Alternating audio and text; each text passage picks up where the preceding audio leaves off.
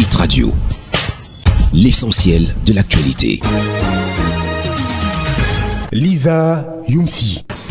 Bienvenue à tous au Flash Info sur Hit Radio. Enseignement secondaire des responsables de ce département ministériel passe à la trappe. 2 mois après sa nomination comme ministre des enseignements secondaires, Pauline Nalova-Lionga vient de suspendre 13 enseignants de son département ministériel accusés de diverses fraudes et fautes professionnelles. Dans une mesure prise le 27 avril et rendue publique jeudi dernier, la ministre a en effet décidé de la suspension de 11 enseignants des lycées d'enseignement secondaire général et technique, d'un délégué des enseignements secondaires, d'un cadre de l'école normale, des instituteurs de combat. Mère de toutes les sanctions infligées par Nalova-Lionga, les plus retentissantes sont sans doute celles du délégué départemental des enseignements secondaires Marcel Moget-Bikandar et Madame Ayafor née à Oudou, à 10 ans, professeur des écoles normales d'instituteurs. Le premier cité a été suspendu pour une durée de 4 mois. On lui reproche notamment d'avoir distrait des quotes-parts et des frais d'examen pour la session 2018.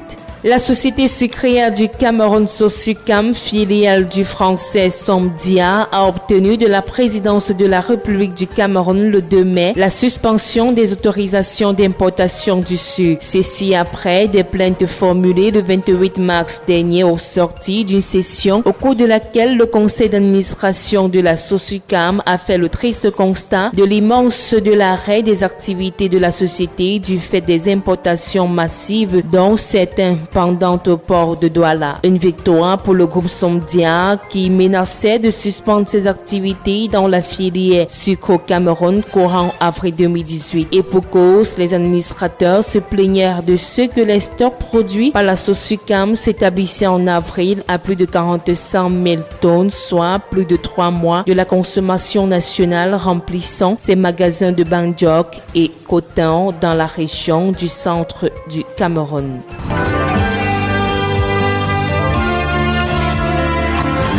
L'actualité internationale. À l'étranger, le prix Nobel de littérature 2018 reporté à cause d'un scandale sexuel. Il n'y aura pas de prix Nobel de littérature cette année. L'annonce a été faite ce vendredi par l'Académie suédoise. Cette institution était fragilisée depuis plusieurs mois suite à des révélations sur des agressions sexuelles et des malversations financières en son sein. Il n'en reste pas moins que cette décision est exceptionnelle. Cette institution qui rassemble l'élite des lettres était fragilisée depuis novembre dernier par les révélations qui s'accumulent autour du très influent Jean-Claude Arnault, marié à une académicienne. Ce dernier aurait agressé au moins 18 femmes, profité indûment de l'argent de l'académie et même divulgué avant le nom des lauréats. Incapable de faire le ménage en son sein, miné par des démissions qui rendaient impossible l'attribution du prix Nobel, l'Académie s'est finalement rendue à la seule décision qui s'imposait.